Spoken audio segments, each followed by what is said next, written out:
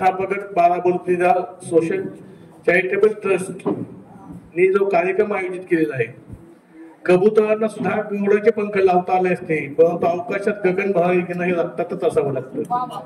त्या पद्धतीनं हे जे विद्यार्थी आहेत, खऱ्या अर्थानं प्रत्येकाला मार्गदर्शन मिळतच असतं, परंतु ते रक्तात ओढ असावी लागते की मला आता अधिकारी बनायचंय, मला IAS बनायचंय, IRS बनायचंय, IFS बनायचंय. त्यासाठी ज्यांनी मोड बांधली आणि अगदी पहिलीपासून तयारी केलेली असते. कारण कसं होतं, त्या जे सुप्त गुण असते ते हळूहळू बाहेर पडत असतात. त्या पद्धतीने ह्या विद्यार्थ्यांनी जे काम केलेलं आहे आणि त्यांना नक्कीच भविष्यात उज्ज्वल यश मिळणार आहे. आणि यातले बरेचसे अधिकारी हे कोण कलेक्टर बनेल, कोण फॉरेस्ट सर्व्हिसला जाईल, कोण रेव्हेन्यू सर्व्हिसला जाईल. काय होतं, आपल्या ग्रामीण भागात याचं मार्गदर्शन मिळणं थोडंसं कठीण जातं. कारण आमच्या वेळेस मी स्वतः BSc झालो, परंतु त्या पद्धतीने काय आम्हाला मार्गदर्शन मिळालं नाही. वडील शिक्षक होते, आई पोस्ट मास्टर होती, परंतु ग्रामीण भागात आपल्याला ते उपलब्ध नव्हतं. माझ्या मते अंबिका पण आमच्या वेळेस कॉलेजला बरोबरच होती. म्हणजे प्रत्येकाचं हे असतं.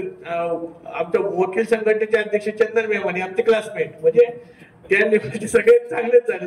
म्हणजे आम्ही राजकारणात असू, पण आत्ताचे जे ज्या विविध पक्षात आहेत अध्यक्ष, ते सुद्धा सगळे बॅचमेटच आहेत आमच्या. सांगण्याचं एवढं की मुलांनी सगळ्यात महत्वाचं प्रशासकीय सेवेत असणं गरजेचं आहे.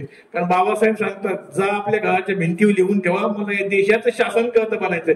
आणि शासनकर्ता बनायचं असेल तर हे जे आम्ही नेते मंडळी असतो त्यांना भाषण लिहून देणारे सुद्धा हे अधिकारीच असतात.